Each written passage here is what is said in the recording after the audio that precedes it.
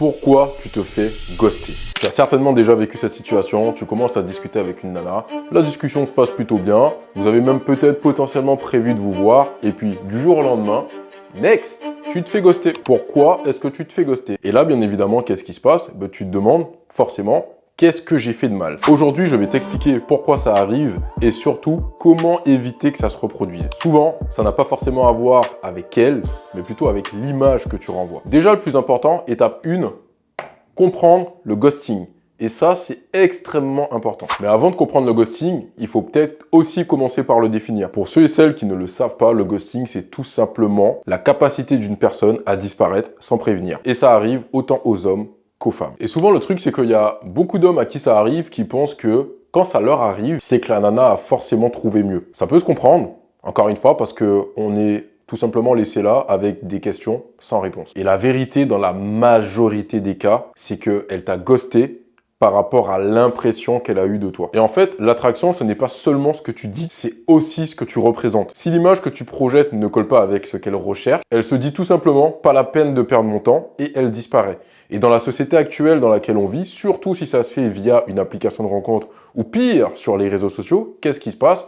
C'est un marché à ciel ouvert. Ça veut dire qu'elle n'a pas de temps à perdre, et la consommation est tellement prégnante qu'on ne prend même plus la peine d'être respectueux en disant « Écoute, ton profil ne me correspond pas » ou « J'ai pas eu de feeling » ou « Je préfère qu'on arrête de se parler », tout simplement. Ça me rappelle une anecdote que j'ai eue avec un pote de la salle de sport qui me dit « Écoute Cyril, je comprends pas, je me suis fait ghoster. » Je dis « Comment ça ?» Il me dit « Ouais, je me suis fait ghoster du jour au lendemain, ça faisait à peu près 3 semaines qu'on se parlait et je sais pas ce que j'ai fait, mais je me suis fait ghoster. » Moi, je connais mon pote, ça veut dire que je sais exactement aujourd'hui comment il est. Par contre, quand j'ai vu son profil Instagram et sa manière de communiquer, j'ai compris tout de suite. Et c'est là où il faut faire extrêmement attention. L'image qu'on renvoie est extrêmement importante. Et c'est la raison pour laquelle, deuxième étape par rapport au ghosting, c'est surtout de comprendre les 3 raisons principales du ghosting. Première raison, les gars, ton image ou ton profil sur Instagram ne donne pas envie. Je peux vous assurer que la majeure partie des mecs qui viennent et qui m'envoient un message en me disant « Salut Cyril, je comprends pas, il y a telle histoire avec telle meuf, elle m'a envoyé un message, j'ai commencé à discuter, je l'ai abordé, le feeling passait plutôt bien au début, et puis du jour au lendemain, plus rien. » Quand je vois les profils des gars, les gars, je suis désolé, mais posez-vous d'abord la bonne question. Est-ce que si vous étiez une meuf et que vous vous faisiez aborder par un profil tel que le vôtre, avec un « salut, ça va », est-ce que vous auriez envie de répondre? Sachant qu'en moyenne, une femme reçoit ce type de message quasiment une dizaine de fois par jour. Encore plus si son profil est en public. Et en réalité, que ce soit sur Instagram ou sur Tinder, ton packaging compte. Quand je parle de packaging, c'est aujourd'hui l'image que tu vas renvoyer. Est-ce que tu vas renvoyer l'image de quelqu'un qui est confiant, sûr de lui, sociable, qui est entreprenant, qui a de l'ambition, en fait tout ce qui s'articule autour de l'aura et du charisme que tu vas dégager. Ou alors est-ce que tu renvoies l'image de quelqu'un qui n'est pas soigné, qui est négligé, qui prend pas soin de lui, qui manque de confiance en lui? Ça c'est extrêmement important parce que les femmes font énormément attention à ce genre de choses. Il faut savoir une chose les gars, c'est qu'une femme observe tout. Dites-vous bien une chose, c'est que encore plus maintenant à l'ère des réseaux sociaux, si tu as une bio qui est plate, un profil qui n'est pas soigné et aujourd'hui des photos qui renvoient exactement ce que tu es en capacité de proposer, même si ça reste une vitrine ou de l'apparence comme beaucoup ont tendance à l'appeler, tu peux très bien avoir une super connexion dans la vie de tous les jours parce que tu auras abordé la personne en face à face dans la rue. Elle ira, quoi qu'il arrive, stalker ton profil et quand elle tombera dessus, elle saura. Et c'est ce qui lui permettra de prendre la décision de se dire « Est-ce que je continue avec la personne ou est-ce que je next direct ?» Aujourd'hui, c'est comme si tu es prêt à acheter un livre, mais si la couverture elle est moche, on est bien d'accord, tu n'achètes pas. Alors je sais que vous allez me dire « Ouais, l'habit ne fait pas le moine, des fois il faut creuser la personnalité, bla bla bla. » Ok, sauf qu'en réalité, c'est pas la personnalité qui attire l'attention ou qui attire l'œil. C'est ce que la personne va dégager physiquement.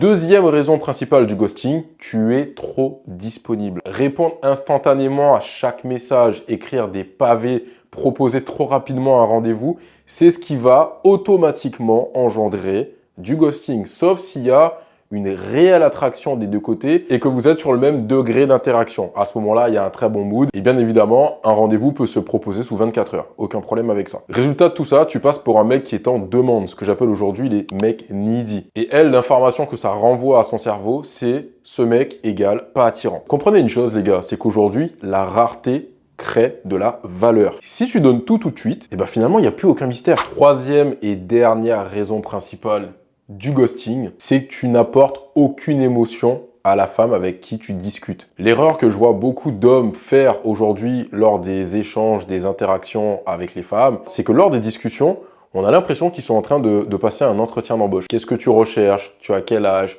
C'est quoi tes qualités? C'est quoi tes défauts? Est-ce que tu as des frères et sœurs? Vous savez ce qu'on appelle aujourd'hui les conversations bateau? Je déteste ça. Et je ne suis pas le seul, puisque visiblement, c'est aussi ce qui fait que ça met automatiquement les hommes qui appliquent cette technique dans une case égale ghosting. Et en réalité, ça fait passer cette catégorie de mecs pour des gars trop sérieux, pas fun, pas drôle, pas de répartie.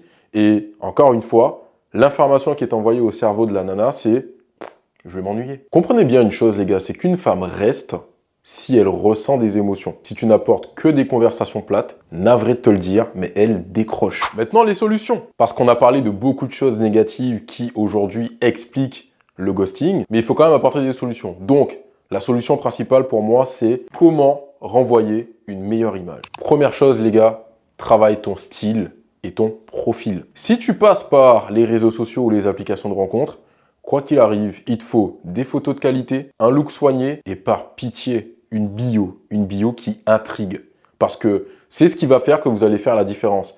On a juste la flemme en fait de faire une bio, de mettre un descriptif, que ce soit sur Insta ou sur les applications de rencontres. Mais c'est ce qui fait qu'une femme aura envie d'avoir une interaction avec toi ou potentiellement qui va l'intriguer. Parce que qu'on se le dise, ça donne tout simplement envie de te découvrir. Ensuite, mec, apprends à doser ton investissement. C'est une erreur que je faisais quand j'étais plus jeune. Dès qu'il y avait une femme qui me plaisait, je la mettais automatiquement sur un piédestal. Ce qui faisait que de l'autre côté, je me dévalorisais déjà à titre personnel, mais aussi à ses yeux. Ça renvoyait le mauvais message. Donc, apprends à doser ton investissement. Ne sois pas trop collant, laisse de l'espace. Moi, je n'ai pas à te dire, est-ce qu'il faut la laisser en remis 1 heure, 2 heures, 6 heures, 24 heures. Il n'y a pas de recette magique par rapport à ça. C'est à toi de savoir jauger en fonction de tes priorités et de ton envie de discuter avec elle. Et travailler ce que moi j'ai tendance à appeler ton lifestyle. Attention, je ne parle pas de mettre en avant du luxe, de l'ostentatoire ou quoi que ce soit. Non, montre-lui tout simplement que tu peux être en capacité d'avoir une vie en dehors d'elle. Et pour finir, sois celui qui crée l'émotion. Quand tu échanges avec elle, essaye d'avoir de l'humour, un peu de storytelling, quelque chose qui va la faire en fait rigoler avec un peu de répartie. Je peux t'assurer, pour avoir discuté avec je ne sais combien de femmes, que ce soit dans la vie de tous les jours, dans la rue ou sur les réseaux sociaux, les femmes kiffent un mec qui a de la répartie. Et attention, je parle de répartie avec du respect. Pas vos blagues qui sont lourdingues, ou ça finit en dick pic ou des nudes. Quand tu crées l'émotion, propose des activités qui sont originales, plutôt que le simple « tu veux qu'on aille boire un verre ». Arrêtez avec ça. Je pense que je sortirai d'ailleurs peut-être une liste des endroits que moi je conseille pour un date en fonction de plusieurs catégories, mais par pitié, proposez des activités originales. Vous avez la possibilité de faire des choses à moindre coût.